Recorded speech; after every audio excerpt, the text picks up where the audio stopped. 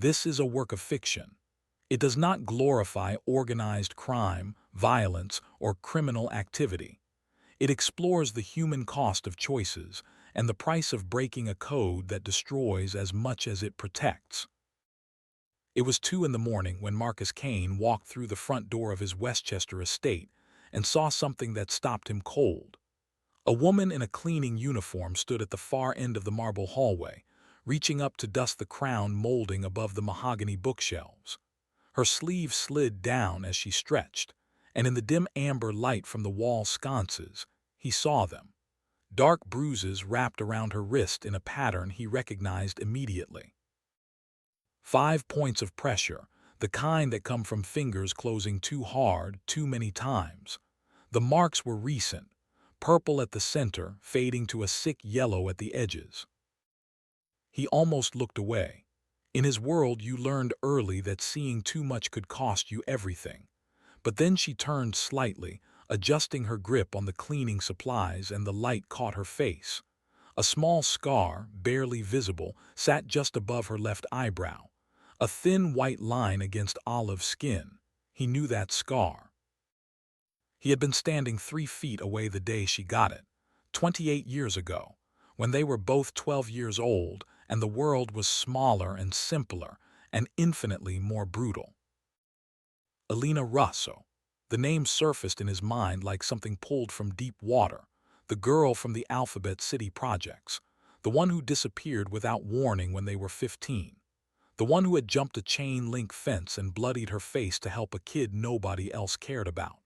She was standing in his hallway at 2 in the morning, 7.5 months pregnant, wearing a stranger's name tag that read Morrison, and she had no idea he had recognized her.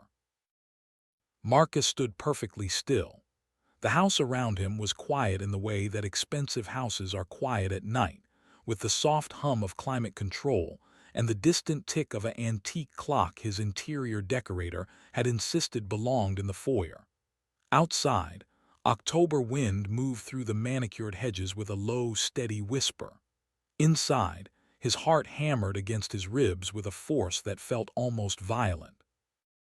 The woman, Elena, whoever she was calling herself now, picked up her caddy of supplies and moved toward the service corridor. Her footsteps were deliberate, careful, the walk of someone who had learned that being noticed was never safe. She didn't look back. She disappeared around the corner, and Marcus stood alone in his own hallway, watching the space where a ghost had just been. 12 hours earlier, Marcus Kane had been a different kind of still. He sat at the head of a conference table in the back office of a construction company in Lower Manhattan, the kind of legitimate business that served as a perfectly legal front for operations that were anything but. 3 men sat across from him. Jimmy Chen, 42, former Marine Recon, head of security. Tommy Rixey, 51, old school, the kind of man who still wore a pinky ring and thought loyalty was measured in decades. Joey Nolan, 38, Marcus's best friend since 3rd grade, the kind of friend who would take a bullet or throw a punch without asking why. They were his captains. In the organizational structure that Marcus had inherited from his father and reshaped over 15 years, these men ran the day-to-day operations. Union contracts, waste management, the waterfront shipping routes that brought in more money in a month than most men saw in a lifetime. It was not glamorous work. It was grinding, relentless, and it left stains on your soul that no amount of money could wash clean. Tommy Rixey leaned forward, his face tight with frustration. Vincent Calabrese's crew hit our shipment last night. 3 pallets of copper wire, 2 shipments of rebar gone. Hijacked right off the truck at the warehouse. That's 40 grand in materials, boss. We don't respond, we look weak. Marcus looked at him steadily. We don't respond with violence, not now. Tommy's jaw clenched. Your father would have burned their clubhouse to the ground by now. My father's dead, Marcus said quietly, and the world he knew died with him. Joey shifted in his seat. Marcus, with respect, we can't just take this. The crews are watching. They need to know we still have teeth. They know we have teeth, Marcus replied. What they need to know is that we have brains. FBI's been building a RICO case for 3 years. We have wiretaps, surveillance, federal agents sitting in unmarked vans outside half our legitimate businesses.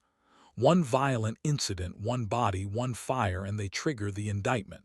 All of us go down. Everyone in this room. Everyone who works for us. Is that what you want? Jimmy Chen, who had been silent up to this point, spoke in his characteristic flat tone. He's right. We're under a microscope.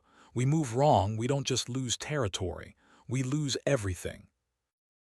Tommy slumped back in his chair, anger radiating from him like heat. So we just take it. We let Vincent push us around like we're nothing. We take it, Marcus said, until I find another way. I'm working on transitioning us out of this life. Legitimate contracts, real business, clean money. But it takes time and it requires us to stay out of federal prison long enough to make it happen. The meeting ended 20 minutes later with no resolution, only the bitter taste of compromise. As the men filed out, Joey lingered by the door. You really think we can get out? He asked. Marcus looked at him, his oldest friend, the kid who had shared his lunch in second grade when Marcus's mother couldn't afford to pack one. I have to believe it, he said. Because if I don't, then everything we've done, everything we've become, it's all just damage. And I need it to mean something more than that. Joey nodded slowly and left. Marcus sat alone in the empty office, surrounded by the trappings of legitimate business, feeling the weight of illegitimate choices pressing down on his shoulders like a physical thing. Now, 12 hours later, standing in his hallway staring at the space where Elena Russo had disappeared, Marcus felt that weight shift. Not lighter, different, like a door opening in a wall he thought was solid. He didn't sleep. He sat in his study, a room lined with books he had actually read, overlooking a garden he never walked in, and turned the problem over in his mind. Elena Russo, pregnant, bruised, working an overnight cleaning shift under a fake name, running from something or someone. By 6 in the morning, he had made a decision. He called Mrs. Chen, the estate manager, a precise woman in her 60s who ran his household with the efficiency of a military quartermaster. She arrived at his study at 6:15, clipboard in hand, her expression neutral. The woman on the overnight cleaning crew, Marcus said without preamble. Dark hair, pregnant. What do you know about her? Mrs. Chen consulted her notes. Elena Morrison, hired 3 weeks ago through the staffing agency. Excellent references. Requested overnight shift specifically. Keeps to herself. No issues, no complaints. Very thorough worker, actually. References checked out. The agency verified them, yes. Marcus nodded. Move her to day shifts, light duty only. No lifting, no reaching, nothing that puts strain on the pregnancy. Mrs. Chen's expression didn't change, but there was a slight pause before she responded. She specifically requested nights. I'm aware. Tell her it's policy. Pregnant employees work day shifts in climate-controlled areas only. If she pushes back, tell her it's non-negotiable.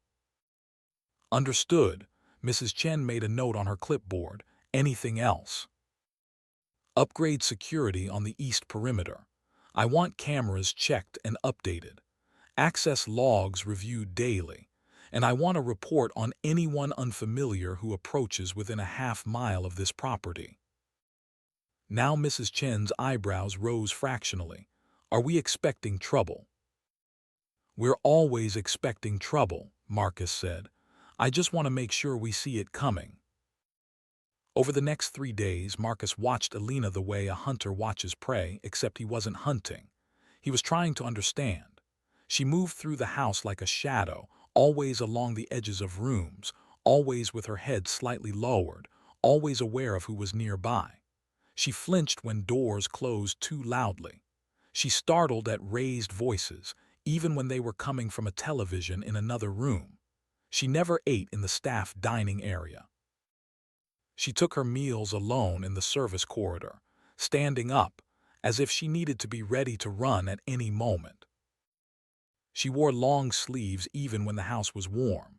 She kept a phone in her pocket at all times, an old model with a cracked screen, and she checked it compulsively, not like someone waiting for a message, but like someone watching for a threat. The other staff members knew nothing about her, where she was from, whether she had family, who the father of the baby was. She had constructed a perfect invisibility around herself, the kind that only comes from practice and necessity. On the fourth night, Marcus waited for her in the library. It was his favorite room in the house, floor-to-ceiling shelves filled with history and philosophy and military memoirs, a fireplace that threw warm light across Persian rugs, windows that looked out over the garden. It was the one room that felt like it belonged to a person rather than a performance. She came in just after 9, carrying her cleaning supplies. She didn't see him at first. She moved to the bookshelves along the far wall and began dusting, methodical and thorough. Marcus watched her reflection in the darkened window, the slope of her shoulders, the careful way she braced herself when she reached up, the protective hand that moved unconsciously to her belly. "Elena," he said quietly. She went completely still, her hand frozen mid-reach. Her breathing stopped. For 5 full seconds she didn't move. Then slowly, with visible effort, she lowered her arm and turned to face him. "I'm sorry," she said, her voice carefully neutral. "Did you need something, Mr. Kane?" "Elena Russo." The color drained from her face. She took a step back, her hand gripping the edge of the bookshelf for balance. "I don't know what you're talking about." "The scar," Marcus said, gesturing to his own eyebrow. "Above your left eye, you got it when you were 12. You jumped a chain-link fence behind the laundromat on Hester Street, landed on broken concrete.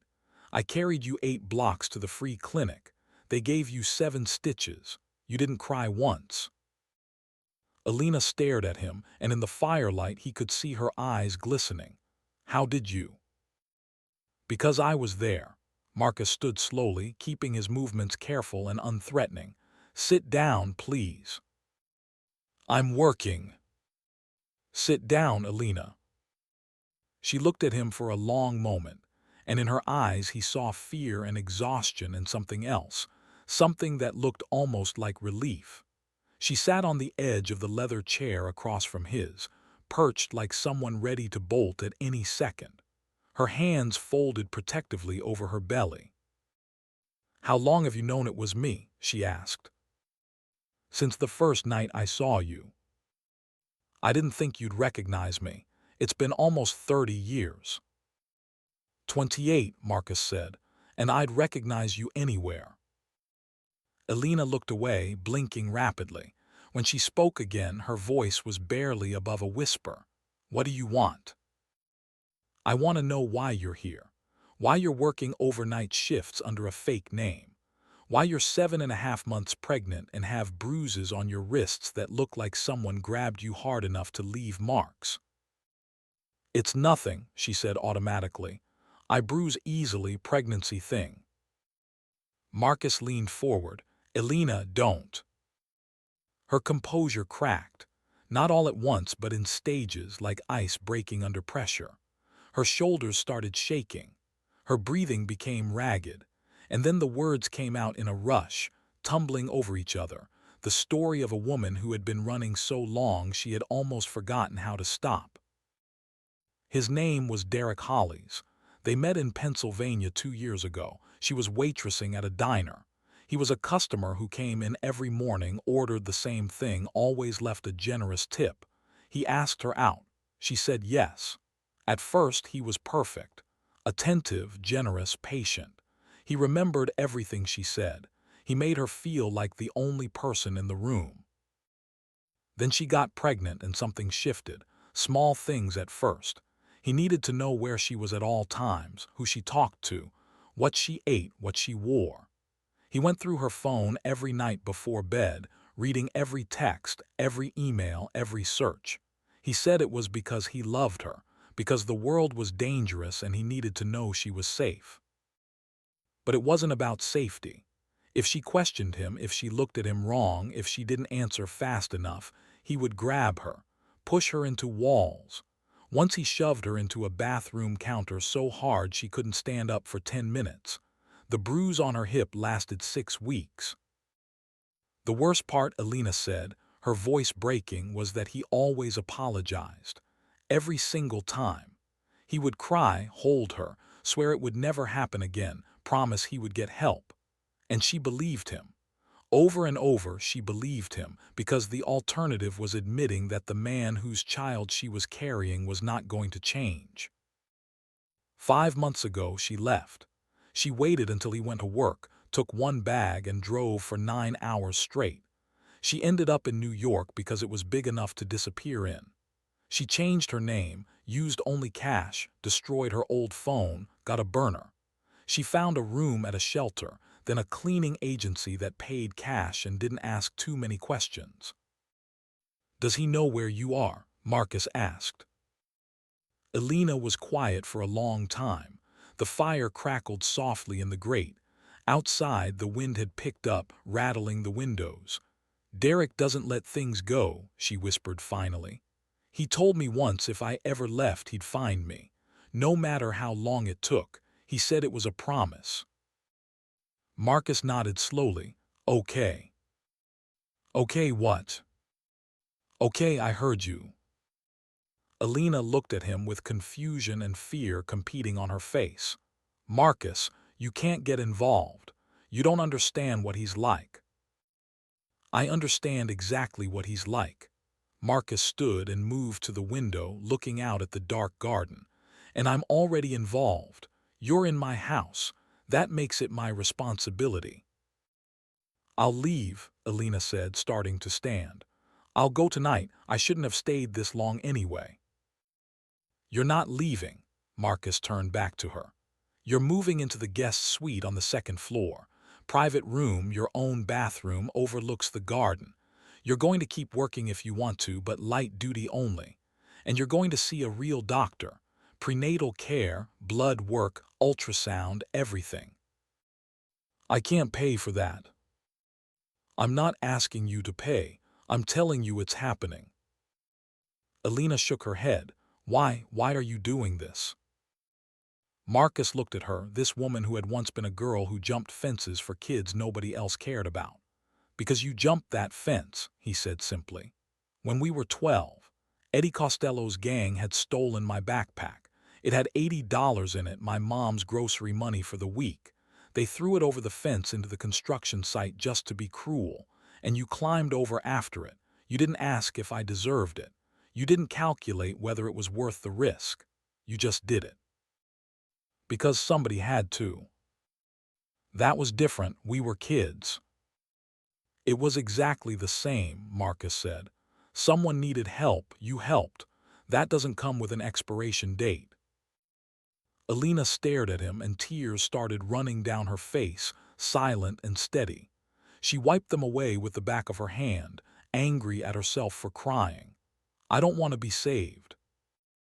"Then don't be saved," Marcus said. "Be safe. There's a difference." Over the next week, Marcus put pieces in motion. He moved Elena to the guest suite despite her protests. He arranged for Dr. Sarah Kim, an obstetrician at Lenox Hill who owed him a considerable favor and whose discretion was absolute, to see Elena for a full prenatal evaluation. He upgraded the estate security, added cameras, implemented new access protocols. And he hired Sullivan, a private investigator who specialized in the kind of research that didn't appear in any official database. The file on Derek Hollies arrived 4 days later. 37 years old, former Army MP with a dishonorable discharge for excessive force against a civilian contractor in Germany, currently employed in construction and security work. 2 prior girlfriends who had filed restraining orders, both of which were later withdrawn under circumstances that followed a predictable pattern. Intense contact, emotional pressure, implied threats. Eventually, the women decided it was safer to drop the orders than to enforce them. But there was something else in the file, something that changed everything.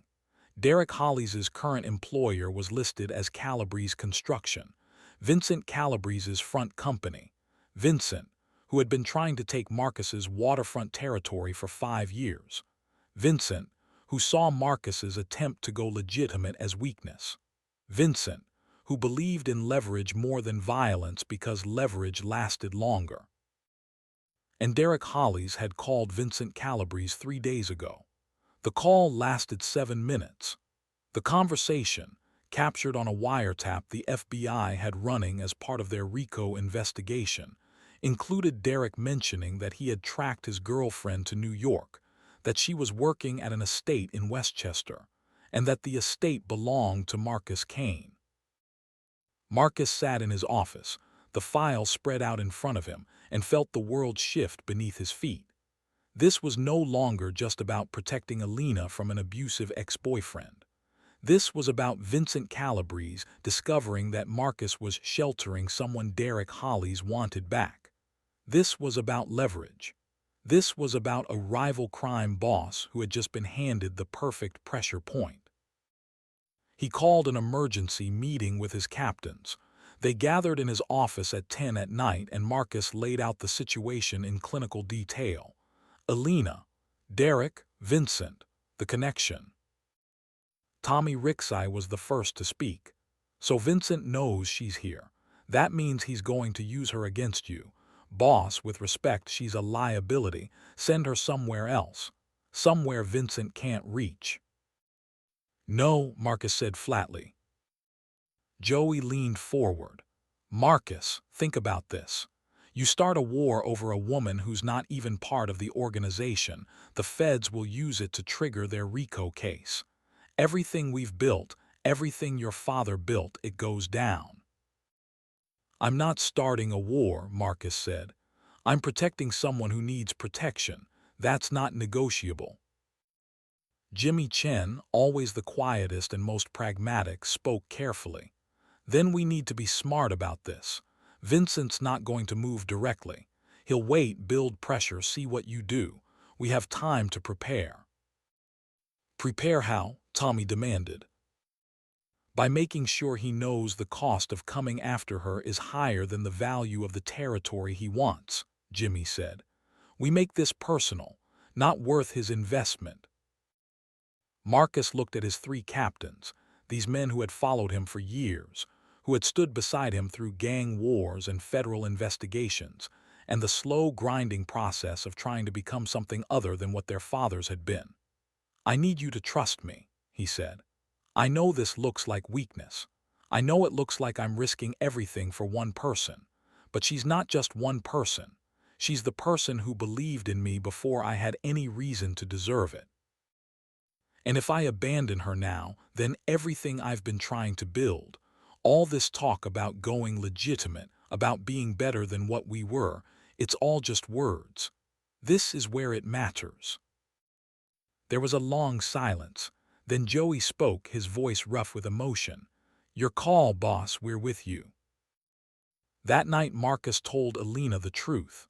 He found her in the guest suite, sitting in the window seat overlooking the garden, her hand resting on her belly. The baby had been moving, she said. Little kicks that felt like butterflies. There's something you need to know, Marcus said. He sat across from her and told her everything. About his father. About the organization he had inherited, about the world of organized crime that he had spent 15 years navigating and the last 3 years trying to escape, about Vincent Calabrese, and about Derek Hollies working for Vincent. Elena listened without interrupting. When he finished, she stared at him for a long time. So you're telling me, she said slowly, that I'm hiding from a mobster's enforcer in a mob boss's house. Former mob boss, Marcus said, trying to be former. That's not better, Marcus. That's worse. That means Derek has resources. That means this Vincent person can use me against you. That means I'm not just a target, I'm leverage. Which is why you need to stay here, where I can protect you. Elena stood up, her hands shaking. You can't protect me from this. You know what mob wars do. My father was NYPD. He investigated your father's organization, the Westies. He thought they were involved in the corruption that got cops killed. That's why my mother moved us away when I was 15, to get away from your world. Marcus felt the words hit him like a physical blow. I didn't know. No, you wouldn't have. You were just a kid, but now you're not. Now you're exactly what my father spent his life fighting, and I'm hiding in your house because the alternative is worse. She laughed, but it was bitter and broken. God, the irony. Elena, I'm getting out. I'm transitioning the organization to legitimate operations. No more racketeering, no more violence, no more of this life. But it takes time. Time I don't have, Elena said. Derek's out there. This Vincent person knows I'm here. How long before they decide to do something about it? As if in answer, Marcus's phone rang. Jimmy Chen. Boss, we have a situation. Perimeter cameras just picked up someone approaching the east gate. Marcus was on his feet immediately. Who? White male, mid-30s, flowers in hand. He asked security to deliver a message to Elena Morrison. Said to tell her he's coming back. Said to tell her he forgives her. Marcus's blood went cold. Where is he now? Security turned him away. He left the flowers at the gate. There's a note. 5 minutes later, Marcus stood in the security office looking at the monitor. The flowers were cheap bodega carnations already wilting. The note was handwritten on a piece of torn notebook paper. You can't hide forever. I love you. I'm coming back tomorrow and the day after, however long it takes. Love, Derek. Elena stood beside him, staring at the screen, her face completely white. That's him, she whispered. That's Derek. Marcus watched her hands start to shake, watched her breathing accelerate, watched the fear take over her body like a physical thing, and he made a decision. He pulled out his phone and dialed a number he had been avoiding for months. FBI Special Agent Sarah Chen answered on the second ring. Agent Chen, Marcus said, his voice perfectly steady. That deal you offered me 6 months ago, the cooperation agreement, I want to hear the details. There was a pause. What changed? Marcus looked at Elena, who was still staring at the monitor, her hand pressed protectively against her belly. I remembered what I'm supposed to be protecting, he said. I'll send you the proposal tomorrow, Chen said. No, tonight. I need it tonight.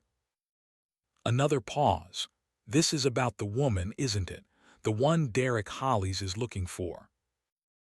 How do you know about that?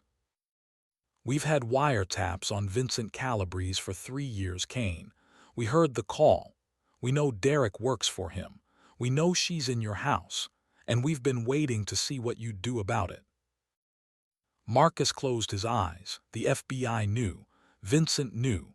Derek knew. The walls were closing in from every direction, and there was no way out that didn't cost everything.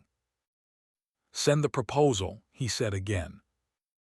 It's going to cost you, Chen said. Everything. Your organization, your men, your freedom. You understand that? I understand. And you're still willing. Marcus looked at Elena, at the girl who had jumped a fence for him 28 years ago, at the woman who was 7.5 months pregnant and terrified and running out of places to hide. Yes, he said, I'm still willing. He hung up. Elena was watching him, her eyes wide. What did you just do? What I should have done a long time ago, Marcus said. I chose. The library was quiet. The fire had burned down to embers. Outside, the October wind rattled the windows. In 48 hours, Marcus would have to make a choice that would destroy everything he had spent 15 years building. He would betray every man who had trusted him. He would break the one code that had defined his entire adult life. He would become the thing his world considered worse than a murderer. A rat. But the alternative was watching Elena disappear into Vincent Calabrese's web, becoming permanent leverage, raising a child in fear. The alternative was Derek Holly's getting what he wanted through patience and violence. The alternative was abandoning the one person who had believed in him before he had any power worth believing in. In Fallujah, they had taught him, complete the mission, protect your unit. But here, there was no mission except survival. There was no unit except the people you chose to stand with. And Marcus had made his choice. He stood at the window of his study as dawn broke over Westchester County, turning the sky from black to gray to pale gold. Somewhere in the city, Derek Hollies was planning his next move. Somewhere in New Jersey, Vincent Calabrese was calculating angles and leverage. Somewhere in federal offices, Agent Sarah Chen was preparing documents that would end Marcus's life as he knew it. And in the guest suite 2 floors above, Elena Russo slept, her hand resting on her belly, temporarily safe in a house built on blood money and maintained by the threat of violence, protected by a man who had just decided to burn his entire world to the ground to keep her that way. The code his father had taught him said, family first, silence always, loyalty above everything. The code he had learned in the Marines said, leave no one behind, even at cost to yourself. And somewhere between those two codes, in the space where they contradicted each other completely, Marcus Kane had found the only truth that mattered. Some people are worth everything, even when everything is all you have. The sun rose higher. The house began to wake, and Marcus sat alone in his study, waiting for the FBI's proposal, knowing that the moment he signed it, he would become something his world would never forgive. But also knowing, with a certainty that felt almost like peace, that he would sign it anyway. Because 28 years ago, a 12-year-old girl had jumped a fence for him without asking if he deserved it. And some debts, the real ones, the ones that define who you are, those debts never expire. They just wait, patient and immovable, until the moment comes when you finally have a chance to pay them back. That moment had come. And Marcus Kane, Irish mob boss, former Marine, the man who had spent 15 years building an empire on violence and silence, was finally, for the first time in his adult life, going to do the right thing. Even if it cost him everything. Especially then. FBI Special Agent Sarah Chen arrived at Marcus Kane's estate at 11:30 that same night. She came alone, driving an unmarked sedan, carrying a leather briefcase that looked expensive enough to be civilian but wasn't. Marcus met her in his study, the room where he had made every significant decision of his adult life, the room lined with books about war and philosophy, and the price men pay for the choices they make. Chen was 39, compact and precise, with the bearing of someone who had served in uniform before she wore a badge. Former Marine JAG Corps, Marcus had learned from his research. She had been building the RICO case against organized crime in New York for 3 years. Her partner had been killed 2 years ago in crossfire during a mob war between Irish and Italian families. She blamed both sides. She wanted them all gone. She sat across from Marcus's desk and opened the briefcase. Inside were documents, neatly organized in labeled folders. She pulled out the first one and slid it across the polished mahogany surface. "This is what we're offering," she said without preamble. "Full cooperation agreement. You testify against Vincent Calabrese's organization. Structure, operations, financial records, criminal activity. Everything we need to secure RICO convictions for him and his captains." Marcus picked up the document. The federal seal at the top felt heavy even though it was just paper. "That's not all you want." "No." Chen pulled out a second folder. "You also testify against your own organization. Same details. Names, dates, crimes. Every captain, every soldier, every corrupt official on your payroll. We estimate approximately 47 individuals will face federal indictment based on your testimony. The number hit Marcus like a fist. 47 men. Joey Nolan, who had shared his lunch in second grade. Tommy Rixey, who had worked for Marcus's father and stayed loyal through everything. Jimmy Chen, who had served in Iraq and come home to find the only work available was the kind that left stains. 47 lives that would be destroyed because Marcus chose to talk. And in exchange, Marcus asked, his voice steady despite the ice forming in his chest. For Elena Russo, full immunity. No charges, no prosecution for anything related to this case. We offer witness protection, new identity, relocation, education fund for the child.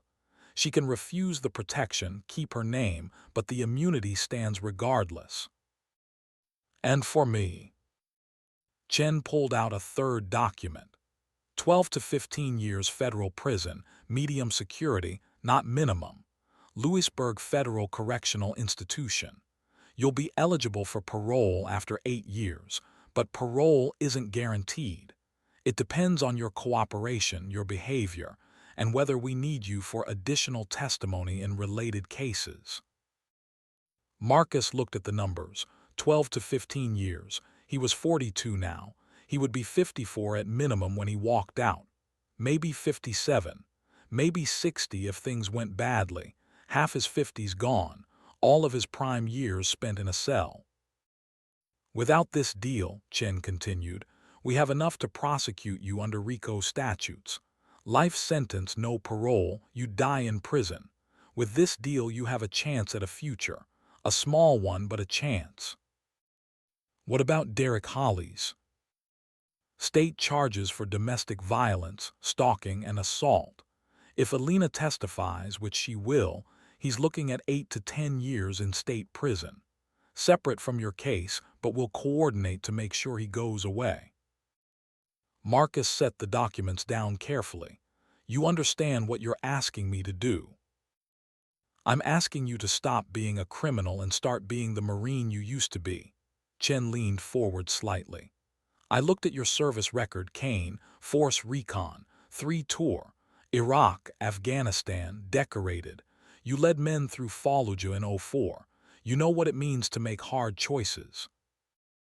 In Fallujah, the enemy was clear. Here, you're asking me to betray everyone who ever trusted me. I'm asking you to choose between criminals and an innocent woman. Chen's voice was flat, professional. Between men who profit from fear and a pregnant woman who's terrified for her life. That seems pretty clear to me.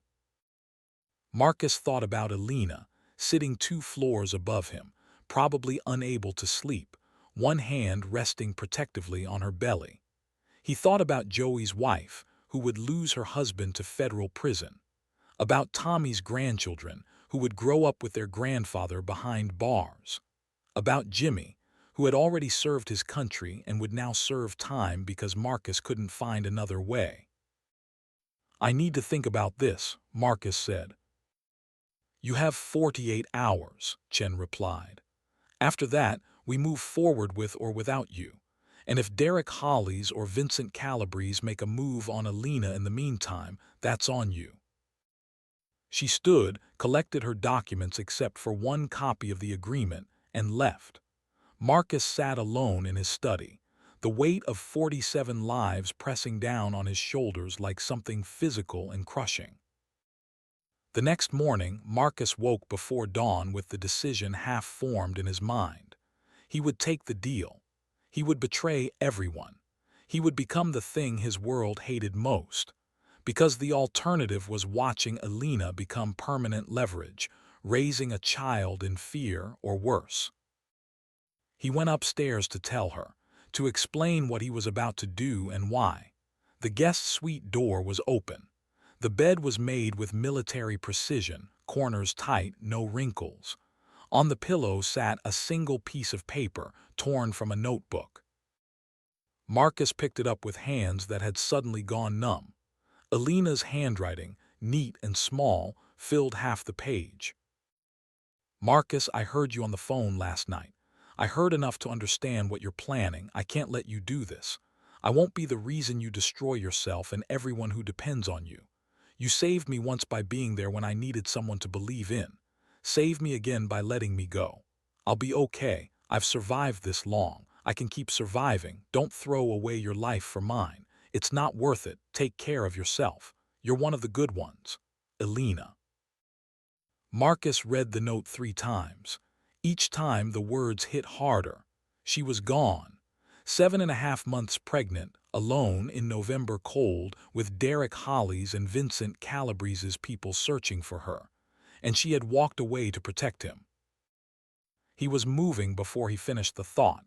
Down the stairs, through the kitchen, into the security office where Jimmy Chen was reviewing overnight footage. Elena Russo. When did she leave? Jimmy pulled up the recordings. 3:47 this morning. East Service entrance. Walked to the road, turned left toward the main gate, disappeared from camera range. Did she take anything? One bag, small backpack, that's all. Marcus pulled out his phone and called Sullivan, his investigator. Then Joey. Then Tommy. Within 20 minutes, his entire organization was mobilizing to find one pregnant woman who had decided that disappearing was better than being saved. The search consumed 72 hours. Sullivan checked bus stations, train terminals, homeless shelters, cheap motels within a 100-mile radius. Joey's crew canvassed the old neighborhood in Alphabet City, showing photos to people who remembered when Marcus and Elena were kids. Tommy's people worked their contacts in the service industry, asking about new hires, cash workers, anyone matching her description. Vincent Calabrese's crew was searching too. Marcus knew because Vincent called him on the second day, his voice smooth and unbothered. Heard your house guest flew the coop. That's unfortunate. My offer still stands, Marcus. Your waterfront territory for my guarantee she stays safe. Clock's ticking. 48 hours now. Marcus hung up without responding. The walls were closing in from every direction, and there was no move that didn't end in catastrophe. Agent Chen called on the second night. Let us help. We have resources. We find her, she goes into protective custody immediately. So you can use her as leverage to make sure I sign your deal. We're trying to save her life, Kane. So am I. On the third day, 36 hours into the search, Marcus sat in his car outside the old projects in Alphabet City. Most of the buildings had been torn down, replaced by new construction that the old residents couldn't afford. But one building remained, a 6-story walk-up with broken windows and a fire escape that clung to the brick like rust. He remembered the day Elena's father died. Officer Anthony Russo, shot during what the official report called a routine traffic stop, but what everyone in the neighborhood knew was related to his investigation into mob corruption. Elena had been 11. She hadn't cried at the funeral. She had sat perfectly still, her face blank, her hands folded in her lap. And then she had disappeared. Marcus had found her 12 hours later on the fire escape of this building, sitting on the third-floor platform staring at nothing. He had climbed up without asking permission and sat beside her. They had stayed there for 4 hours, not talking, just existing in the same space. Eventually she had said, when people die, nobody tells you it's the small things you miss, like the sound of his keys in the door. Marcus looked up at the fire escape now. November afternoon sun caught the rusted metal, turning it copper and gold. And there, on the third-floor platform, a small figure sat with her back against the brick wall. He was out of the car and climbing before he thought about it. The ladder groaned under his weight but held. He pulled himself onto the platform and sat beside her, keeping 3 feet of distance, not crowding. Elena didn't look at him. She sat with her arms wrapped around her belly, shivering in a thin jacket that wasn't warm enough for the temperature.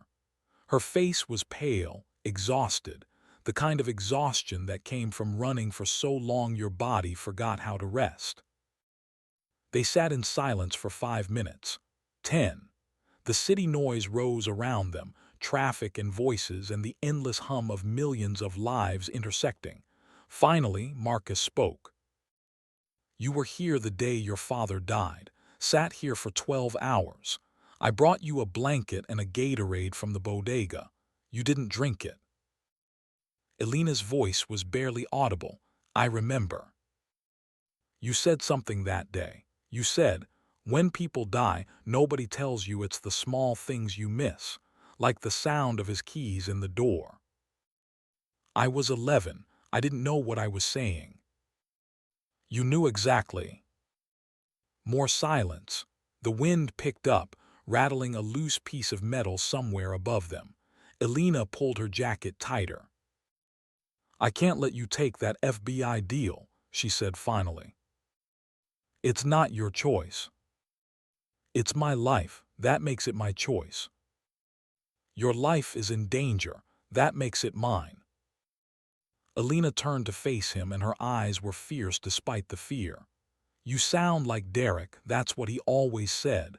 I know what's best for you. I'm protecting you. This is for your own good." The words hit Marcus like a physical blow. "I'm not him." "Then prove it, let me choose." Marcus looked at her, this woman who had once been a girl brave enough to jump fences for strangers, reduced to running and hiding and choosing between bad options and worse ones. "Okay," he said quietly. "Choose, but know what you're choosing between. Vincent finds you first, your leverage forever. He'll use you to control me, control territory, control everything. Derek finds you, I don't know what happens, but it's not good. You run again, you're alone, pregnant, in winter, with maybe $800 and no safe place to land. Or you let me do this thing, this terrible thing that I'm choosing to do, and you're safe, completely safe, and your daughter grows up free. At the cost of you betraying everyone you know. At the cost of me finally being who I should have been all along." Marcus paused. "When you jumped that fence for me, you were 12 years old. You didn't ask if I deserved it. You didn't calculate the risk. You just did it because somebody had to. That's who you were. That's who you still are. And you're asking me to be less than that." Elena started crying, silent tears that ran down her face and dripped onto her jacket. "It's not fair." "No, it's not, but it's real." She opened her mouth to respond, then gasped. Her hand flew to her belly, pressing hard. Her breathing changed, became shallow and rapid. "Elena." "Something's wrong." Her face had gone gray. "Something's wrong, Marcus, it hurts." "Where?" "Everywhere, oh God." She doubled over and her hand came away wet. Water soaking through her jeans. Her water had broken. Marcus was moving on instinct, the same training that had carried him through Fallujah when the world went to hell and you had to act without thinking. He helped her stand, got her down the fire escape with one arm supporting her weight. By the time they reached the car, she was having contractions 5 minutes apart. "We need to get you to a hospital," Marcus said, starting the engine. "There's no time." Elena's voice was tight with pain. "Marcus, the baby's coming right now." He made a decision.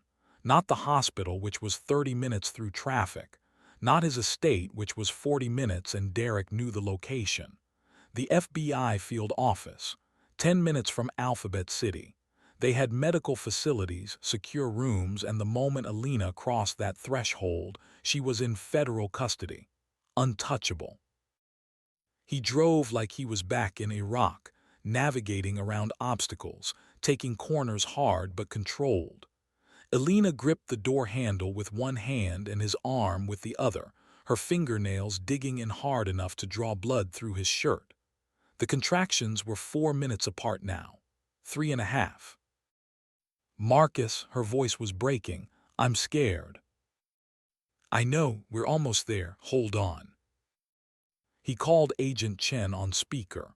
I'm bringing her in. FBI field office. She's in labor, contractions 3 minutes apart, have medical ready. Chen's response was immediate and professional.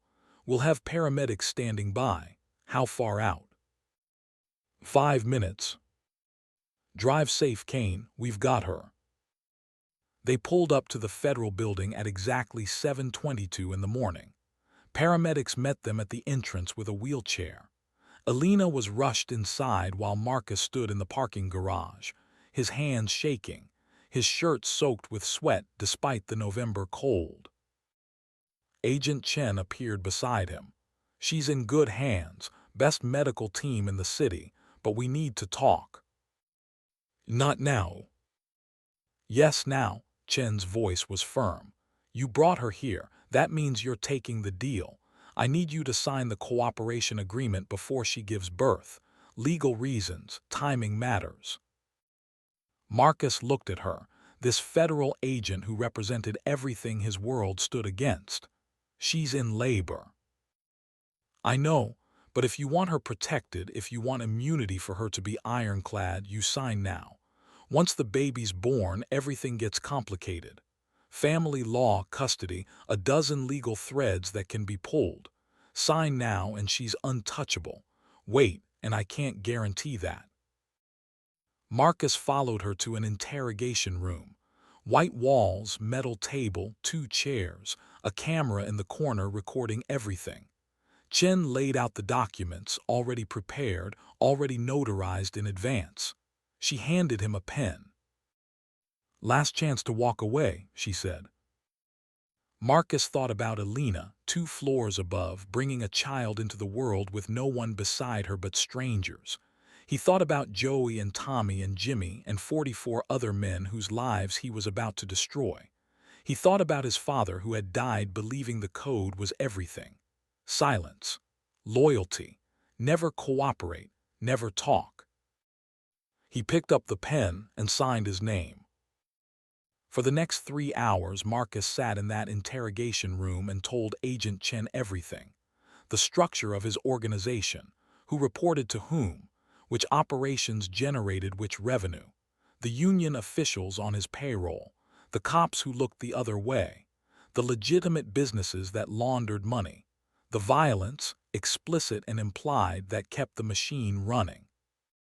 He gave her Joey Nolan's role in managing the waterfront unions, Tommy Ricksey's oversight of the waste management contracts, Jimmy Chen's security operations, every captain, every soldier, every criminal act he could remember with enough detail to secure a conviction. Chen recorded it all, her expression never changing, her questions precise and relentless. When did this occur? Who was present? Where did the money go? Can you provide documentation? And Marcus answered every question, feeling something inside him break with each name he spoke. This was betrayal. Not the sanitized version, not the justified version.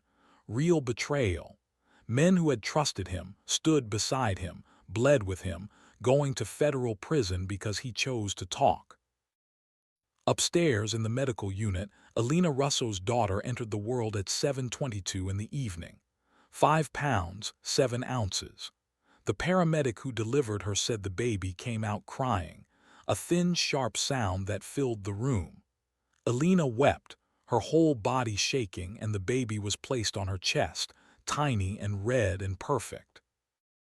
Sophia, Elena whispered, touching her daughter's face with trembling fingers. Your name is Sophia. She didn't know yet that Marcus had already chosen that name in his mind. Gunnery Sergeant Sophia Martinez, his team leader in Fallujah, who had died throwing herself on a grenade to save 3 Marines. Elena didn't know that the daughter she was holding was named after a woman who had understood that some people are worth everything, even your life. Agent Chen came into the interrogation room at 7:45. The baby's here, healthy, mother's stable, do you want to see her? Marcus looked at the pile of documents between them, testimony that would put 47 men in prison, testimony that had taken 3 hours to deliver and would take years to prosecute. Am I allowed? 15 minutes, under guard. They walked through fluorescent-lit corridors to the medical unit. Marcus could hear the baby crying before he saw her. A thin, startled sound, like someone surprised to be alive. The guard opened the door. Elena sat propped up on a hospital bed, holding Sophia against her chest. Her hair was damp with sweat, her face exhausted and radiant at the same time. She looked up when Marcus entered, and her expression collapsed. "What did you do?" she whispered. Marcus stayed near the door, his hands at his sides. He was still wearing handcuffs, wrists cuffed in front instead of behind as a courtesy. "What I had to." Agent Chen stepped forward. "Full cooperation agreement. Testimony against both organizations. Immunity for you, Ms. Russo. 12 to 15-year sentence for Mr. Kane, medium security federal prison." Elena stared at Marcus, and he watched understanding dawn on her face. 12 to 15 years. "Eligible for parole after 8, Chen added, as if that made it better. "You're going to prison," Elena's voice broke. "For how long?" "Long enough for her to grow up safe." Elena looked down at Sophia, then back at Marcus. "I didn't ask you to do this. I never asked you to destroy yourself for me." "I know, that's why I did it." The baby cried harder. Elena adjusted her hold, rocking gently, but her eyes never left Marcus's face. "You think this is noble. You won't see her grow up. First steps, first words, first day of school. You'll be in prison for all of it." "But she'll be here," Marcus said quietly. "Alive, safe, that's all that matters." "To you," Elena's voice rose, sharp with anger and grief. "What about what matters to me? Did you ask what I wanted? Or did you just decide, like Derek decided, that you knew best?" The comparison landed like a knife between his ribs. Marcus took a step back. "Elena." "No, listen to me." Tears were streaming down her face now.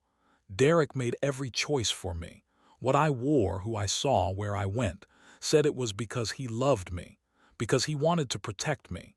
You just did the exact same thing. You made a decision about my life without asking me." Marcus felt the truth of it settle into his bones. "You're right." Elena looked shocked. "What?" "You're right, I took your choice away, just like he did." Marcus paused. "Difference is, I'm not asking for forgiveness. I'm not asking for anything. I'm asking you to live, to raise her, to be free, that's all." The room was silent except for the baby's crying. Elena looked at him, this man who had been a boy she knew a lifetime ago, who had become something she fought against, who was now giving up everything for a reason she couldn't quite accept or reject. "I would have chosen you," she said finally, her voice breaking. "What?" "If you'd asked, I would have said yes, I would have let you protect me, but you didn't ask. You just decided I was worth destroying yourself for." She was sobbing now. "That's not love, Marcus, that's sacrifice, and I don't know which one hurts more." Agent Chen cleared her throat.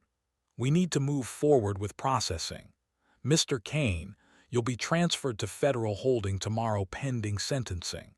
Ms. Russo, you and the baby will be moved to secure housing. We can discuss witness protection options once you've recovered." Elena shook her head. "I don't want witness protection. I don't want a new name. I'm not hiding anymore." "That's your choice," Chen said. "The immunity stands either way." Marcus looked at Elena one more time, memorizing her face. The way she held their daughter, though Sophia wasn't his daughter, would never be his in any legal or biological sense. But he had chosen her safety over everything he had built. "I need to go," he said. "Marcus," Elena's voice stopped him at the door. "Thank you and I hate you, both at the same time." "I know," he said. "That's fair."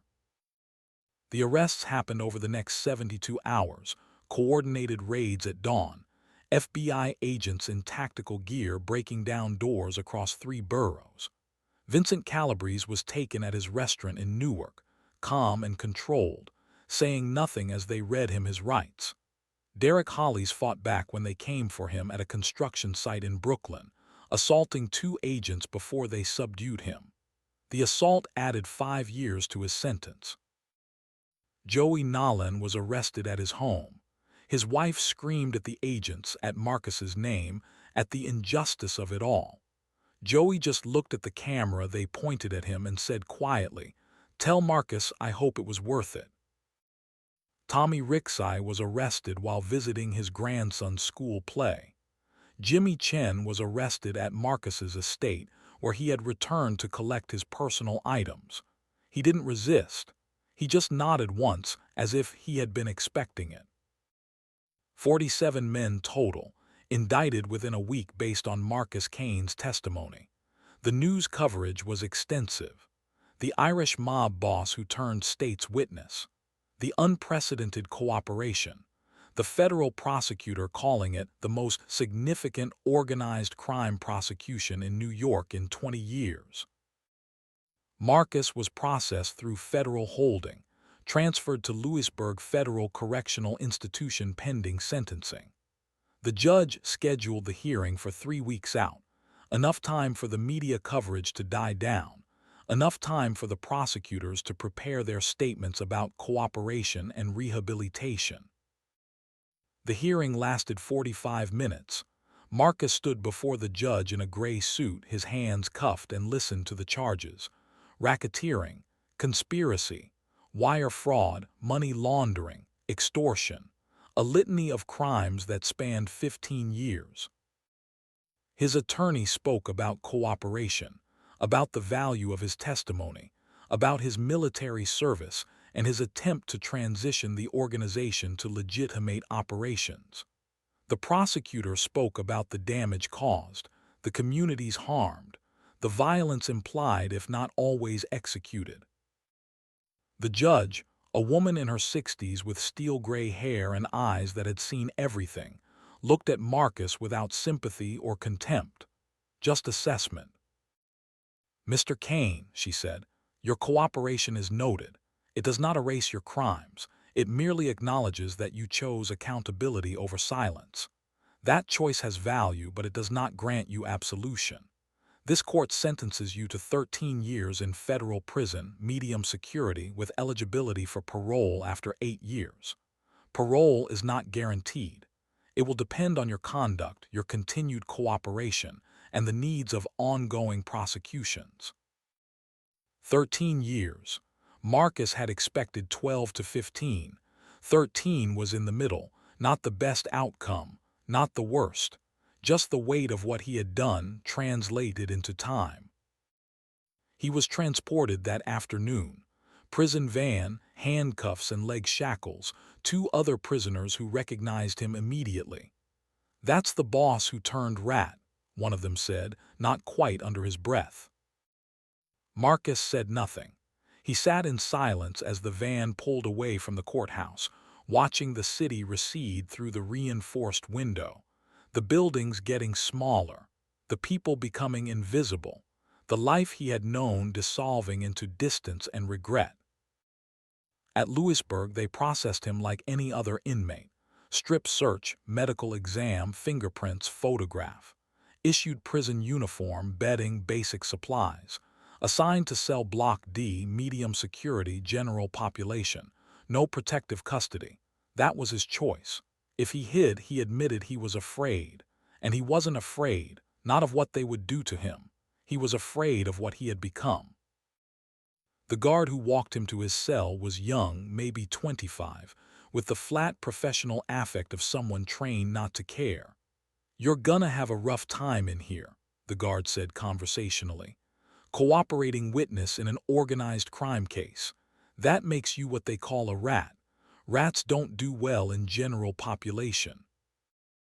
"I know," Marcus said. "So why not protective custody? You'd be safer." Marcus thought about that for a moment, about safety, about what it meant to be safe when you had destroyed 47 lives to protect one. Because safe isn't the same as right. The cell was 8 by 10, concrete and steel, one barred window that looked out onto the prison yard, a metal bunk, a sink, a toilet. His cellmate, assigned randomly, was serving time for drug trafficking. He took one look at Marcus and said, "You're that mob guy, the one who talked." "Yeah. Man, you are fucked." Marcus sat on the lower bunk and looked at his hands. These hands had held weapons in Iraq, had signed contracts and counted money and made decisions that ended lives even when they didn't pull triggers, had signed a cooperation agreement that sent 47 men to places exactly like this one, had, for 15 minutes, held a newborn baby girl who would grow up safe because he had destroyed everything else. Outside, the sun was setting, the prison yard filled with shadows. Somewhere in the building, someone was shouting. Somewhere else, someone was crying.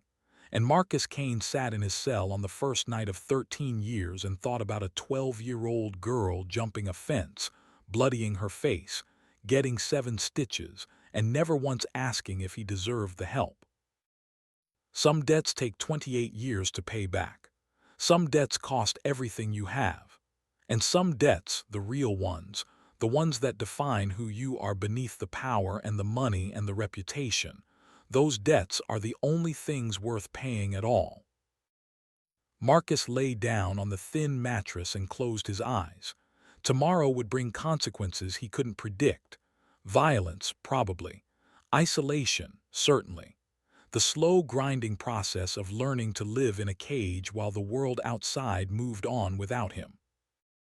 But tonight, in the space between freedom and imprisonment, Marcus allowed himself one thought that felt almost like peace. Sophia Martinez, the baby, was safe. Elena was free. And he had finally, after 15 years of building an empire on silence and violence, done one thing that was entirely, completely, undeniably right. Even if it cost him everything. Especially then. Lewisburg Federal Correctional Institution was not designed for comfort. It was designed for consequence. Medium security meant you lived with men who had done real damage to the world, men whose crimes left bodies or broken families or communities poisoned by drugs and violence. The walls were concrete painted institutional beige. The windows were narrow and barred. The air smelled like disinfectant and sweat and something else, something harder to name. Despair, maybe. Or just time moving slowly. Marcus Kane spent his first week learning the geography of consequence. The prison yard where groups clustered by affiliation, where walking alone meant you were either foolish or marked. The cafeteria where you learned quickly which tables belonged to which crews.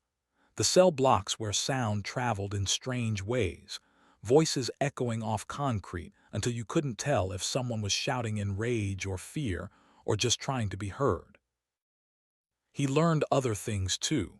That being a cooperating witness in an organized crime case made you untouchable in the worst way, not protected, poisoned. Other inmates wouldn't sit near him in the cafeteria, wouldn't use the weight bench after him, wouldn't make eye contact unless it was to communicate something cold and clear. You're dead to us. On his 8th day, Joey Nolan walked past him in the prison yard. Marcus had known Joey would end up here. The FBI had moved fast on the indictments, and Joey's trial had been short. 8 years for racketeering and union fraud.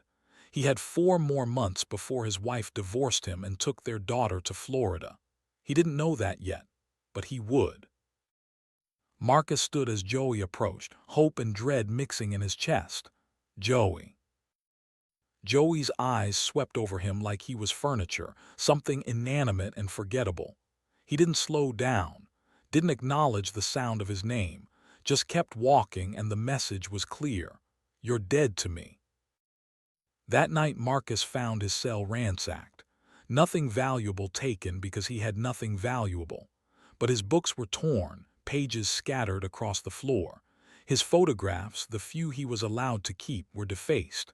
Someone had written on the wall in soap, "RATS die here." He cleaned it up without reporting it. Reporting meant administrative segregation, protective custody, the hole. And if he went into the hole, he would never come out with his dignity intact. Better to face whatever was coming in general population. What was coming arrived on a Thursday morning, 2 months into his sentence. Marcus was in the shower, one of 6 stalls in the communal bathroom, water running hot enough to ease the constant tension in his shoulders. He heard footsteps behind him but didn't turn. Turning showed fear. The first blow caught him in the kidneys, a fist driven hard into the soft tissue below his ribs. Pain exploded white and blinding. He went down to one knee, the tile cold and wet beneath him. A second blow landed on his jaw, snapping his head sideways. Blood filled his mouth. 2 men, maybe 3. Vincent Calabrese's people transferred from other facilities specifically for this. They didn't speak. They didn't need to. This was business. This was the message being sent to everyone who might consider cooperation. This is what happens to rats. Marcus could have fought back, should have by the old rules, but fighting meant an incident report. An incident report meant parole jeopardized, and parole, distant and uncertain as it was, meant the possibility of seeing Sophia someday, of being present for some small part of her life. So he covered his head with his arms and took it. 3 broken ribs, concussion, bruised kidney. The guards found him 15 minutes later, semi-conscious in a pool of pink water where blood mixed with shower spray. They called medical, filed a report, asked who did this. Marcus said nothing, because some rules transcended cooperation. You didn't snitch on everyday prison violence. That wasn't testimony, that was survival. He spent 3 days in medical, then returned to general population with his ribs taped and his face still swollen. The message had been sent and received. This was his life now. This was the price. The letters from Elena started 4 months into his sentence. Not weekly, not even monthly at first. Just occasional, brief updates written on plain notebook paper in her neat, small handwriting. Sophia is healthy, growing.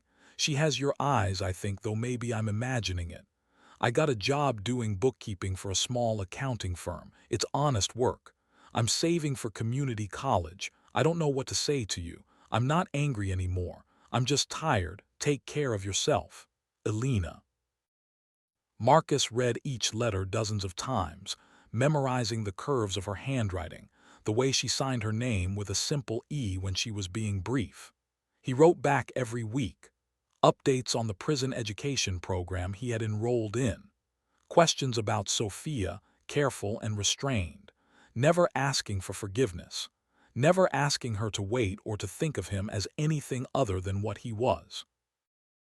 A man serving time for crimes he committed, who had made one choice that mattered and was paying for it in installments of days and weeks and years. Elena didn't respond to most of his letters, but she didn't ask him to stop writing either. Year 2 brought a different kind of test. Joey Nolan got jumped in a corridor by 3 guards, not random guards, corrupt ones on Vincent Calabrese's payroll even from inside different prisons. The beating was brutal and calculated. Fractured jaw, broken arm, internal bleeding. Joey ended up in the prison hospital, alone and vulnerable. Marcus heard about it in the yard. The news traveled fast in that peculiar prison way, whispered from group to group until everyone knew. Joey Nolan, the guy whose boss turned rat, got worked over by dirty guards. And nobody was doing anything about it because Joey was connected to Marcus, and Marcus was poison. Marcus stood in the yard for 10 minutes working through the calculus. If he intervened, if he reported what he knew about the guards being on Vincent's payroll, he would draw attention. The kind that added time, not subtracted it. His parole hearing, still 6 years away, would be jeopardized. And for what?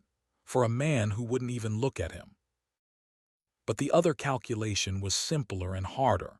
Joey was in the hospital because Marcus had put him in prison. The chain of causation was direct and undeniable. Marcus had testified. Joey was convicted. Joey was here. Joey was hurt. And if Marcus did nothing, he was saying that his freedom mattered more than Joey's life. He went to the warden the next day, told him about the guards, about the connection to Vincent's organization, about how to prove it through phone records and money transfers. The investigation took 3 weeks. The guards were arrested, charged, convicted. Vincent got additional charges for witness intimidation and obstruction. Marcus got 90 days in administrative segregation for his own protection during the investigation. 90 days in a cell 8 by 10 with no human contact except meals passed through a slot. And when he came out, his parole hearing had been pushed back 18 months. Joey found him in the yard a week after Marcus returned to general population. Marcus was sitting alone at a table, reading a textbook for his college course on business administration. He felt Joey's presence before he saw him. "Why'd you do that?" Joey's voice was rough, damaged from the broken jaw that hadn't healed quite right. Marcus looked up. "You know why?" "I fucking hate you." "I know. My wife left me. My daughter won't take my calls. I got 6 more years in this place because you talked." Joey's hands were clenched into fists at his sides, but he wasn't moving to throw a punch. Just standing there, radiating fury and confusion. "I know," Marcus said again, "but you're here because of me. That makes you my responsibility, still." Joey stared at him for a long moment. "You're a fucking idiot." "Yeah. But thanks." The word seemed to cost him something. "For the guards, thanks." It wasn't forgiveness. It wasn't friendship restored. But it was the first crack in the ice, and Marcus took it for what it was, a beginning. Year 3 brought Derek Hollies. He was transferred to Lewisburg from a state facility, part of a federal cooperation deal related to Vincent's organization. 8 years for assault, stalking, and domestic violence. He would serve 6 with good behavior. Marcus saw him first in the veteran support group he had started. 7 men who met twice a week to talk about service and transition, and the particular hell of coming home from war only to end up in another kind of cage. Derek walked in late to the 3rd session, saw Marcus, and froze. "You," the word came out strangled, "you took her from me." The room went silent. Marcus kept his voice level. "She left because you hurt her." "I loved her." "You put her in the emergency room twice. You broke her ribs. That's not love." Derek lunged across the circle. Marcus didn't move. 2 other veterans grabbed Derek, held him back. The group facilitator, a psychologist from the VA, stood between them. "Hollies, you leave now or you're in segregation. Your choice." Derek was breathing hard, his face red, but he let himself be pulled back. "This isn't over." "Yeah," Marcus said quietly, "it is." Derek was sent to segregation for 30 days for the outburst. Marcus expected retaliation when he came back. Instead, 3 weeks later, Derek requested a meeting. Private, supervised, in one of the counseling rooms. They sat across from each other at a small table, a guard visible through the window, a psychologist present in case things escalated. Derek looked different, thinner, older. Something in his eyes had changed, gone from rage to something more like confusion. "I can't remember why I was so angry," Derek said finally. "All the time, at her, at everything. In here it's quiet, and I can't remember." Marcus waited. "The therapist says I have trauma from the service, unprocessed anger, said I was trying to control her because I felt out of control." Derek's voice was flat, reciting facts he didn't quite believe. "I don't know if that's true, but I know I hurt her. I remember that part." "Then remember it," Marcus said. "Don't explain it away. Don't make it about trauma or anger or anything else. You made choices. She lived with the consequences. Now you live with them too." Derek looked down at his hands. "Where is she? Is she okay?" "Why?" "Because I need to know she's okay." Marcus studied him, trying to see beneath the surface to whatever was real. "She's better than okay. She's free. She's raising her daughter. She's building a life. And you're not part of it. You need to make peace with that." Derek nodded slowly. "I wrote her a letter apologizing. The counselor helped me. I don't know if she'll read it." "Probably not," Marcus said. "But you should send it anyway, not for her, for you." The conversation lasted 20 minutes.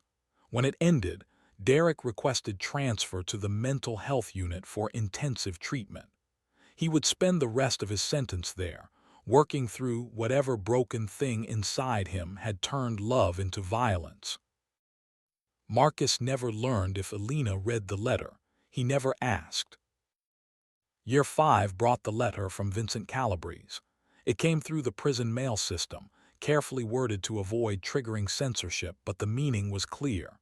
Vincent had lawyers working appeals. If Marcus recanted his testimony, claimed FBI coercion, the convictions might be overturned. Vincent would be back on the streets. Marcus's crew would be freed. And in exchange, Vincent would guarantee protection for Elena and Sophia through his organization. The letter sat on Marcus's bunk for 3 days while he thought about it. 2 years into his sentence instead of 13. Joey and Tommy and Jimmy freed. Elena and Sophia under the protection of one of the most powerful criminal organizations in New York. Except that protection came with a price. It always did. Vincent Calabrese didn't do favors. He bought debts. And a debt to Vincent was a debt that lasted generations. Marcus wrote back one sentence. "No, because that protection costs their souls. I already sold mine. I won't sell theirs." He sent a copy to Agent Chen at the FBI.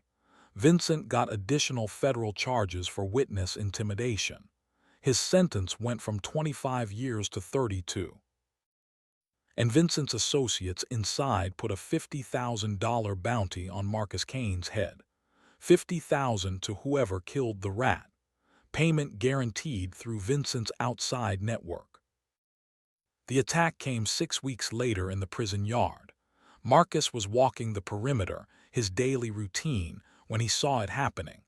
4 inmates surrounding a smaller group near the basketball court. Joey Nolan was in that group. So was a kid, maybe 22, who reminded Marcus of the young Marines he had led in Fallujah. The 4 attackers had shanks, crude knives made from filed-down metal. They were moving in for something that wasn't a beating. This was an execution, and Joey was the target. Marcus didn't think. Thinking would have stopped him. He ran across the yard and threw himself between the attackers and their targets. Felt the first shank go into his abdomen, a burning cold sensation that didn't hurt immediately, just felt wrong. Felt the second one catch his shoulder. Heard someone screaming. Realized it might be him. Guards swarmed the yard. Alarms blaring. Inmates scattering. Marcus on the ground, blood soaking through his prison uniform, Joey's face above him saying something Marcus couldn't hear over the ringing in his ears. He woke up in a civilian hospital, handcuffed to the bed, a guard posted at the door. Surgery, punctured intestine, blood transfusion, critical condition for 48 hours, then stable, then discharged back to prison medical. Agent Chen visited him there. "You just added 3 years to Vincent's sentence, attempted murder of a federal witness, and you probably saved 7 lives. Joey Nolan, 5 others in that group, and your own." Joey was the target. Vincent's people couldn't get to you directly. Too much attention. So they went after your friend to draw you out. It worked." Marcus closed his eyes. Even from prison, Vincent was playing chess, and Marcus had played exactly the move Vincent predicted. "Your parole hearing got pushed back again," Chen added. "Another 18 months. You'll have served almost 11 years before you're even eligible now." 11 years. Marcus had entered prison at 42. He would be 53 before he could even apply for parole, and parole wasn't guaranteed. He might serve the full 13, might walk out at 55, an old man with nothing but scars and a decision he had made a lifetime ago. "There's something else," Chen said. "Elena Russo knows about the attack. She's asking to visit." Marcus felt his heart stutter. "She hasn't visited in 5 years." "I know, but she's asking now. Do you want to see her?" He thought about Elena, building a life he knew only through brief letters. Sophia, 5 years old now, a face he had seen only in photographs. The daughter who wasn't his but who he had chosen to protect by destroying everything else. "Yes," he said, "I want to see her." She came on a Saturday afternoon, 8 days after the attack. Marcus was still in the prison medical unit, his abdomen stapled together, his shoulder in a sling. A guard brought her to the visitors' area, a room with plastic chairs and vending machines and windows reinforced with wire mesh. Elena looked older, not old but different, thinner. Her hair was shorter. She wore professional clothes, slacks, and a blouse, the uniform of someone who worked in an office and wanted to be taken seriously. She sat across from him and said nothing for a long time. "You look terrible," she said finally. "I've been better. Agent Chen said you threw yourself between an attacker and Joey Nolan. Said you saved 7 people. I did what I had to do." Elena's eyes were bright, not with tears but with something harder. "You could have taken Vincent's deal. You could have been out in 2 years. You could have walked away from all of this. And you and Sophia would have been in debt to a crime boss for the rest of your lives. That's not freedom." "It's not your choice to make." Her voice was sharp. "I know, but it was my choice to refuse, and I'd make it again." "You stubborn, self-sacrificing idiot." Now the tears came, and she wiped them away angrily. "You're going to be in here forever, aren't you? 11 more years minimum, maybe 13, depends on parole. Sophia will be 18, an adult." "I know." Elena pulled something from her purse. A photograph. She slid it across the table. A little girl, 5 years old, with dark hair and serious eyes, standing in what looked like a school gymnasium, holding a basketball, wearing a jersey that was too big for her. "She plays basketball," Elena said. "She's terrible at it. Shoots with 2 hands and can't dribble without watching her feet, but she loves it." Marcus picked up the photograph with trembling hands. Sophia's face was Elena's face, the same bone structure, the same stubborn set to the jaw. But the eyes, Marcus thought, might have been his. Or maybe that was just wishful thinking from a man who had nothing left but hope. "She asks about you," Elena said. "I told her you're far away, that you made a mistake and you're trying to fix it. She asked if people can fix mistakes. I didn't know what to say." "Tell her yes," Marcus said, "but it takes time and it costs everything." Elena reached across the table and took his hand, the one not in the sling. Her fingers were warm. "I brought someone. She's in the waiting area. I didn't know if you wanted to see her." Marcus's throat closed. "She's here." "If you want." "Yes, God, yes." The guard brought Sophia in 5 minutes later. She held Elena's hand and looked around the medical unit with wide eyes, taking in the hospital beds and the other inmates and the guard with his uniform and gun. When she saw Marcus, she stopped. "Are you Uncle Marcus?" Her voice was small but clear. Marcus couldn't speak. He nodded. Mommy says you're learning to be better. Sophia came closer, still holding Elena's hand. I'm learning too. I'm learning to read. It's hard. What are you reading about? Marcus managed to ask. Sophia thought about it seriously. We're learning big words in school. I learned when you taught me from your letters, remember? You wrote about it a lot. Which word? Consequence. She said it carefully, proud that she remembered. You said it's important, that it means things happen because of other things. Marcus felt his chest tighten. She had remembered. From the letters he had written when she was too young to read them, letters Elena must have saved and read to her. That's right. That's exactly what it means. Do you understand it now? I think so. Like you're here because of choices you made. And I'm here because you chose to help my mom. It's all connected. Marcus looked at Elena, who was crying silently. Yeah, he said to Sophia, that's exactly right, everything connects. They talked for 10 minutes. Sophia showed him a drawing she had made at school, a house with a family standing in front of it. Two stick figures, one tall and one small. No father figure. Just Elena and Sophia, the family they had built from nothing. When the visit ended, Sophia hugged him carefully, mindful of his injuries. Are you going to be okay?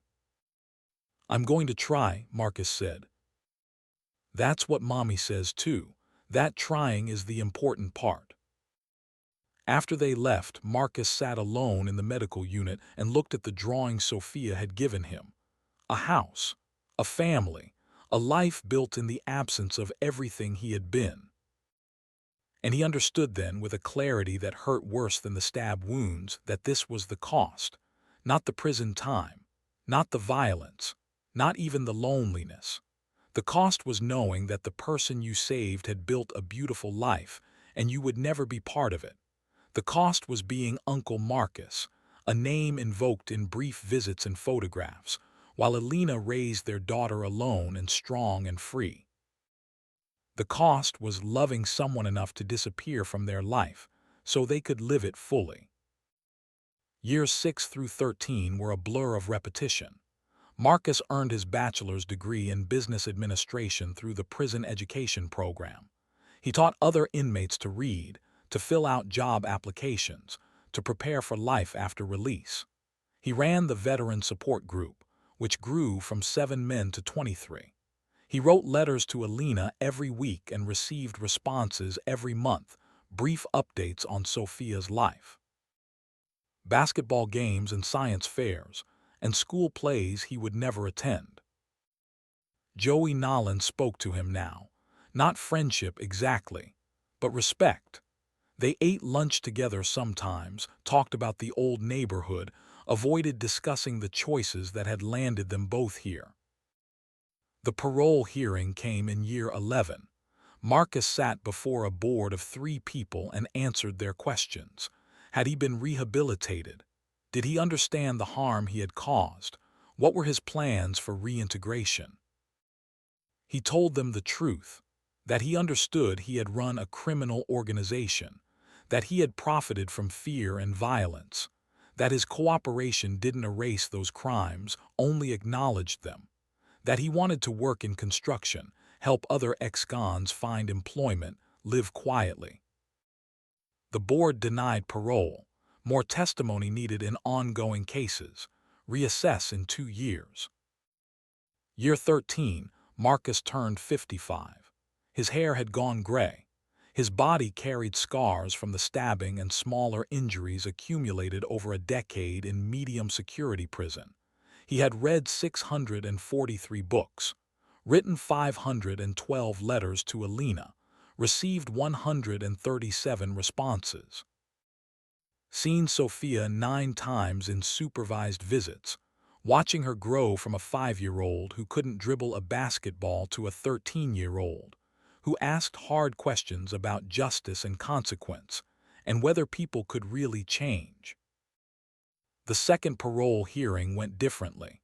New board members, Marcus's cooperation in multiple prosecutions noted, his educational achievements, his clean disciplinary record after the stabbing incident, his plans for employment with a veteran-owned construction company willing to hire ex-cons. Parole granted, release date set for 6 weeks out. Elena came to the last visit before his release. Sophia came too, 13 now, taller, with Marcus's eyes and Elena's fierce independence. They sat in the visitors' area and Marcus tried to memorize their faces, the way he had been doing for 13 years, except this time it wasn't preparation for absence. It was preparation for presence. "Where are you going to live?" Sophia asked. "Halfway house in the Bronx, 6 months mandatory. After that I'll find an apartment." "What will you do?" "Construction work, if anyone hires me." "That sounds hard." "Everything worth doing is," Marcus said, the same thing he had told her when she was 5. Sophia pulled out her phone, a device that hadn't existed in the world when Marcus went to prison. She showed him a photograph. "This is my science fair project. I interviewed you for it. Remember?" Marcus remembered. 6 months ago, Sophia had asked him questions about choices and consequences and rehabilitation. He had answered honestly, painfully, explaining things no 13-year-old should have to understand about adult failures and redemption. "I won 3rd place," Sophia said. "That's incredible." The judges said it was a mature topic. They asked if it was hard to interview someone in prison. I said no. I said it was just hard to hear the answers. Elena was crying quietly.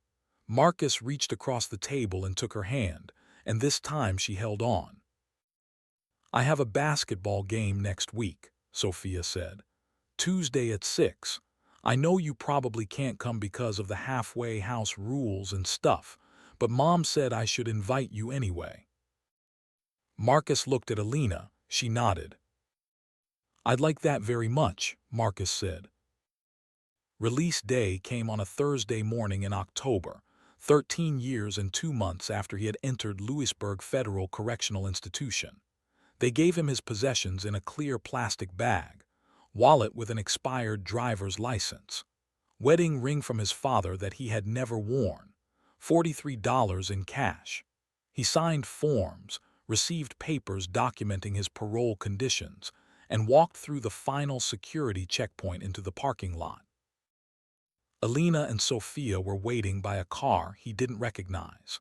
Sophia was wearing her school basketball uniform under a jacket. Elena looked tired in a way that had nothing to do with sleep and everything to do with carrying the world alone for 13 years.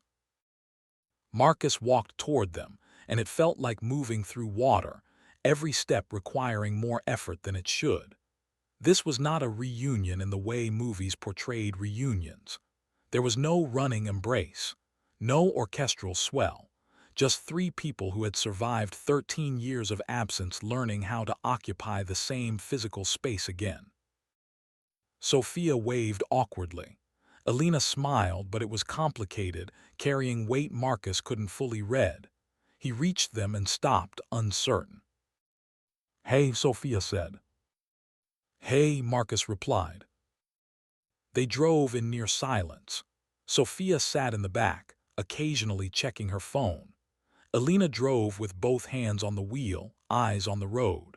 Marcus watched the world pass by through the passenger window, cities and towns he didn't recognize, buildings that hadn't existed 13 years ago, everything familiar and foreign at once. They stopped at a diner for lunch.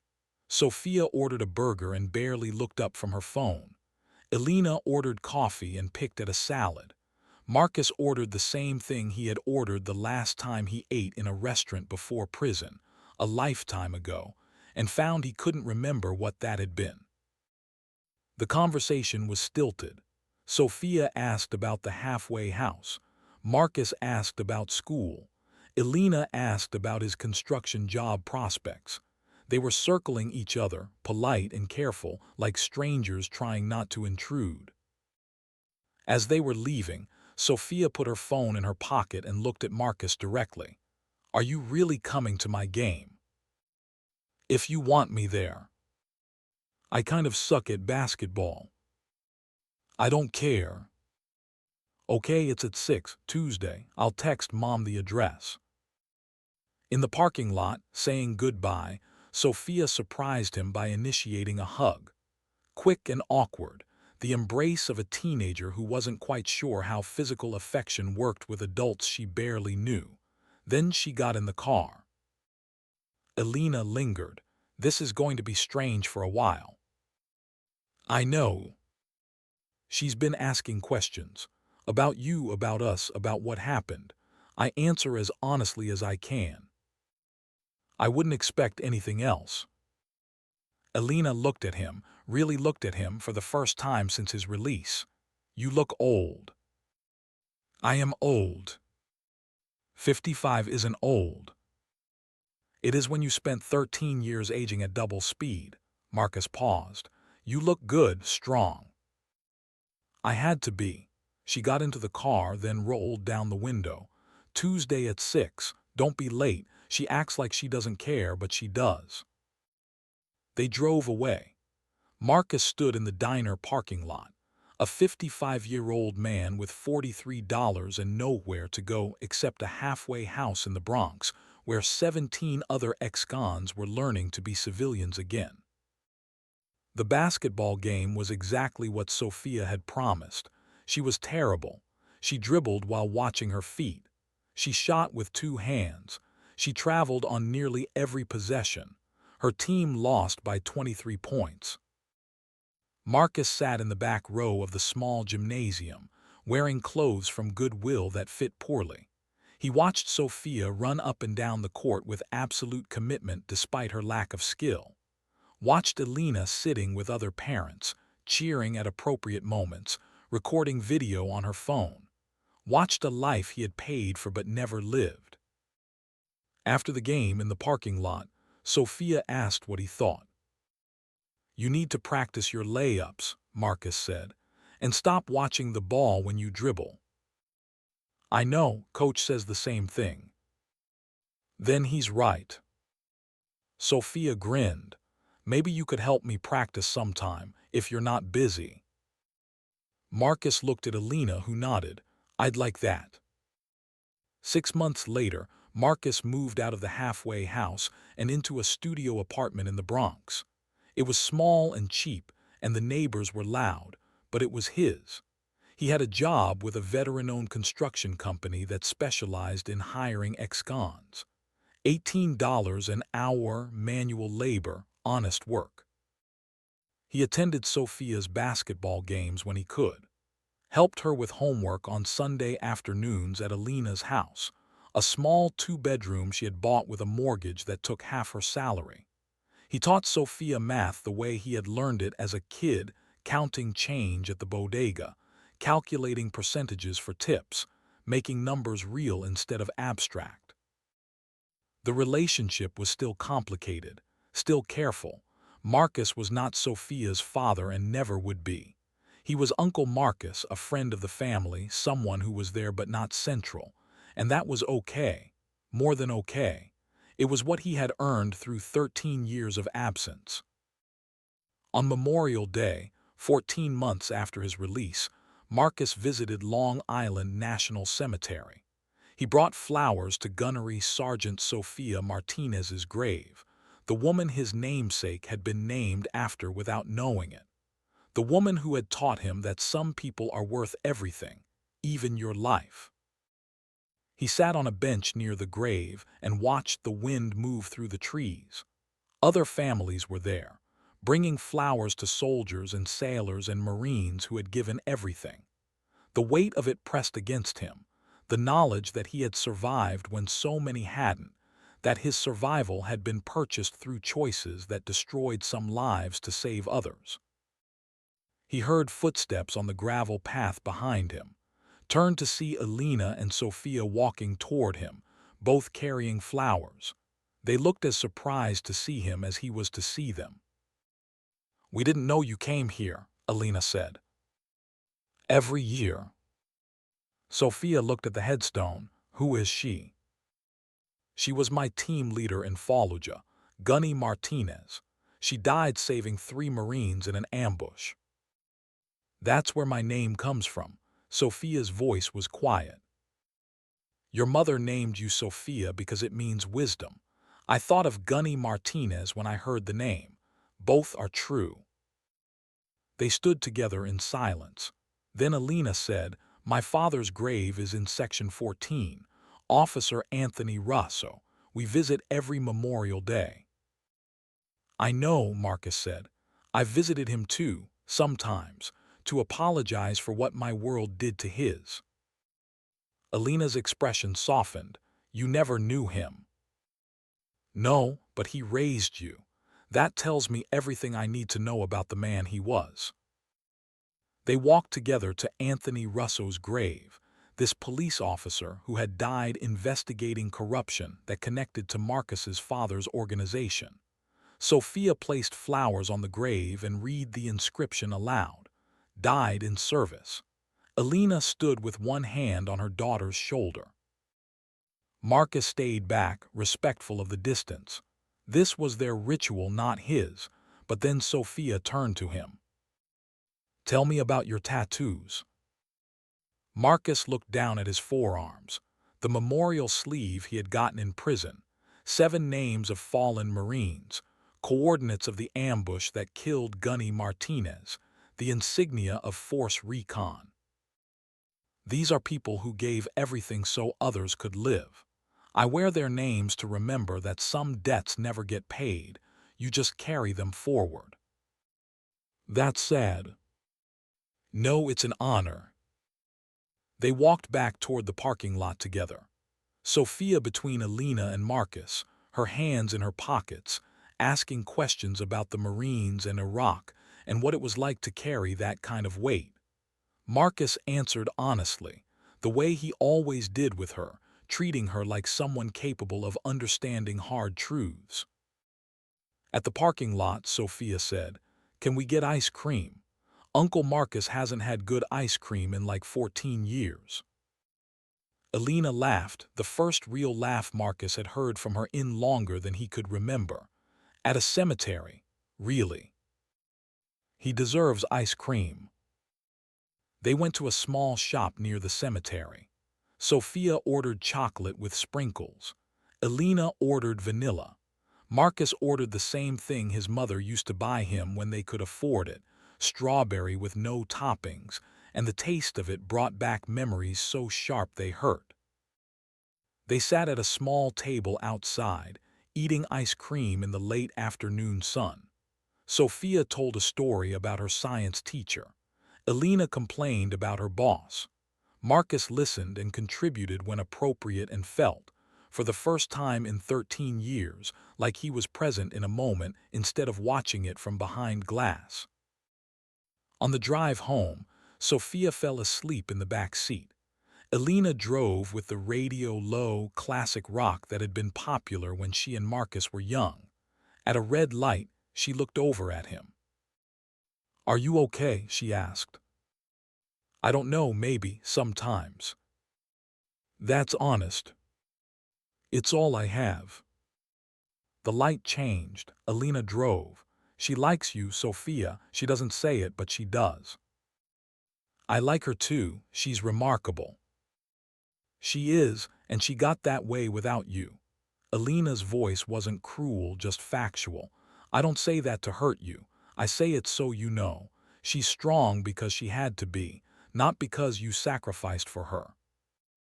"I know. But she's also grateful, in her way, for the choice you made. She understands more than you think."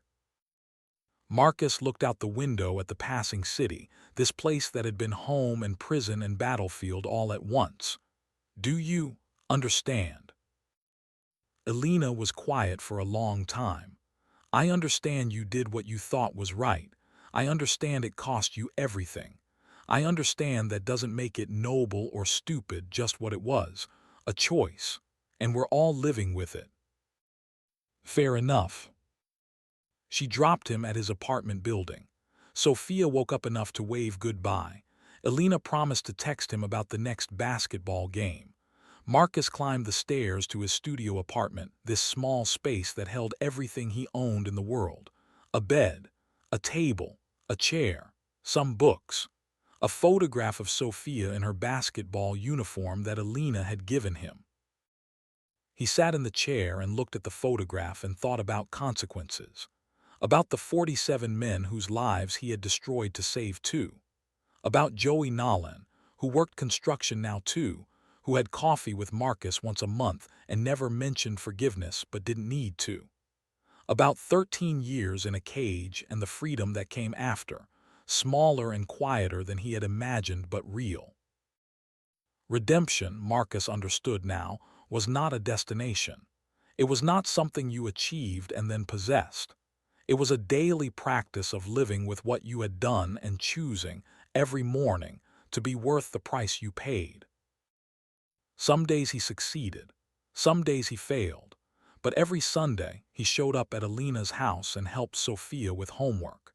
Every Tuesday when he could, he sat in the back row of a gymnasium and watched her miss layups and travel and shoot with two hands.